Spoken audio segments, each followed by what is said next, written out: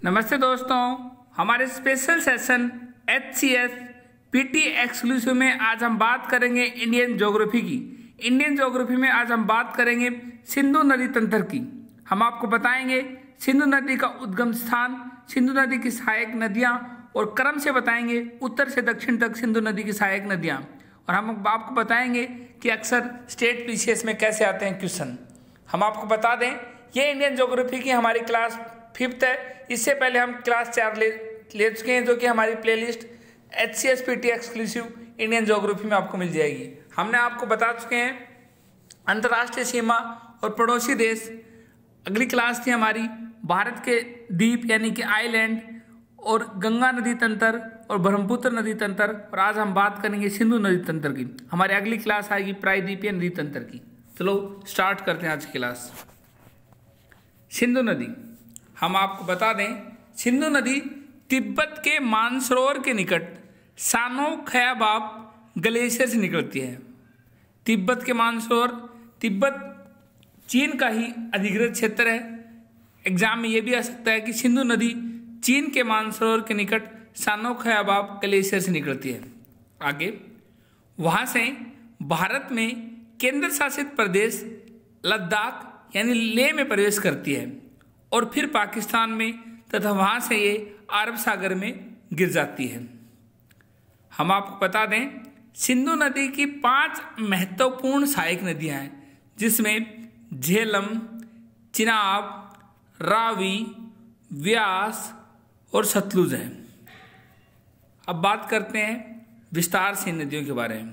झेलम नदी, झेलम नदी लेह से बेरीनाग के पास शेषनाग झील से निकलती है, आगे जाकर चिनाब नदी में मिल जाती है। एग्जाम में क्वेश्चन आता है झेलम नदी का उद्गम स्थान क्या है। उद्गम स्थान है लेह से बेरीनाग के पास शेषनाग झील। आगे चिनाब नदी का उद्गम हिमाचल प्रदेश से होता है। हम आपको बता दें रावी नदी भी हिमाचल प्रदेश से निकलती है तथा पाकिस्तान में जाकर चिनाब नदी में मिल जाती है। व्यास नदी उद्गम और विलय दोनों भारत में ही होते हैं और ये भी हिमाचल प्रदेश से निकलती है तथा पंजाब में कपूरथला में सतलुज नदी में जाके मिल जाती है। अब बात करते हैं सतलुज नदी की। तिब्बत के मानसरोवर के निकट राकसताल हिमनद से निकलती है और भारत में हिमाचल प्रदेश में प्रवेश करती है, जबकि सिंधु नदी लेह में प्रवेश करती है। हम आपको बता दें सिंधु नदी और सतलुज नदी दोनों ही मानसरोवर से निकलती है, लेकिन इनके ग्लेशियर अलग अलग है। ये राकसताल से निकलती है, वो सानो खयाबाब ग्लेशियर से निकलती है। ये लेह में प्रवेश करती है, लेह मीन्स लेह लद्दाख में, और फिर पाकिस्तान में ये हिमाचल प्रदेश में प्रवेश करती है। आगे सतलुज में पंजाब में व्यास नदी मिल जाती है और आगे चलकर पाकिस्तान में चिनाब नदी से मिलती है, जिससे पहले ये झेलम और रावी इसमें मिल चुकी होती हैं। अतः सतलुज नदी सिंधु नदी में मिल जाती है और इसे पंच नद भी कहा जाता है। हम आपको बता दें, अब हम आपको बताएंगे सिंधु नदी की सहायक नदियाँ उत्तर से दक्षिण की तरफ। एग्जाम में भी क्वेश्चन आता है कि सिंधु की नदियों को अरेंज कीजिए उत्तर से दक्षिण की तरफ। झेलम, चिनाब, रावी, व्यास, सतलुज। सिंधु नदी तंत्र में 2 नदियां तिब्बत से आती हैं, सिंधु नदी और सतलुज नदी। हम आपको बता दें ब्रह्मपुत्र नदी भी तिब्बत से निकलती है, वो भी मानसरोवर झील के पास से निकलती है। इसलिए भारत में 3 नदियां तिब्बत से आती हैं, इनमें सिंधु नदी, सतलुज नदी और ब्रह्मपुत्र नदी। यह हम आपको ब्रह्मपुत्र नदी तंत्र में बता चुके हैं। सिंधु व सतलुज दोनों नदियाँ मानसरोवर के निकट से निकलती हैं, परंतु ग्लेशियर अलग अलग हैं। वहीं सिंधु नदी सानो खयाबाब हिमनद से निकलती है, वहीं सतलुज नदी राकसताल से निकलती है। हम आपको बता दें एग्जाम में दोनों क्वेश्चन आते हैं कि सिंधु नदी किस ग्लेशियर से निकलती है और सतलुज नदी किस ग्लेशियर से निकलती है। एग्जाम पॉइंट से इंपॉर्टेंट है।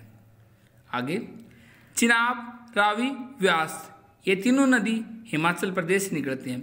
चिनाब वहीं बारालाचा दर्रा के पास से निकलती है, वहीं रावी कांगड़ा जिले में रोहतांग दर्रे से निकलती है।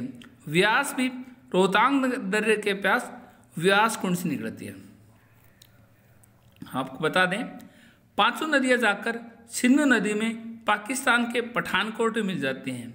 लेह नामक शहर सिंधु नदी के किनारे बसा है। हम आपको बता दें, ये शहर उनके नदी और उनके किनारे बसे शहर भी एग्जाम में आते हैं, इसलिए आप याद रखना, लेह नामक शहर सिंधु नदी के किनारे बसा है। वहीं सिंधु नदी जास्कर और लद्दाख की पहाड़ियों के बीच से बहती है। श्रीनगर झेलम नदी के किनारे बसा है। सतलुज नदी हिमाचल प्रदेश में सिपकला दर्रे के समीप से प्रवेश करती है।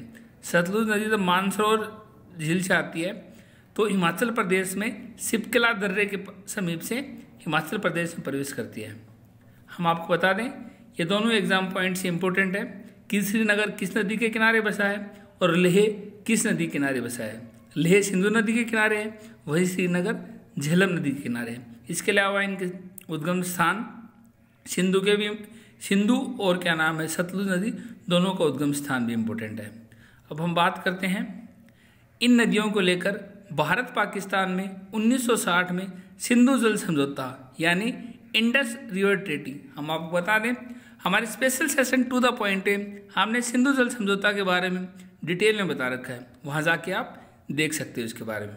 आगे, सिंधु जल समझौता के अनुसार भारत केवल सिंधु, चिनाब और झेलम का मात्र 20% जल ही इस्तेमाल करेगा, परंतु रास्ता प्रभावित या अवरुद्ध नहीं कर सकता।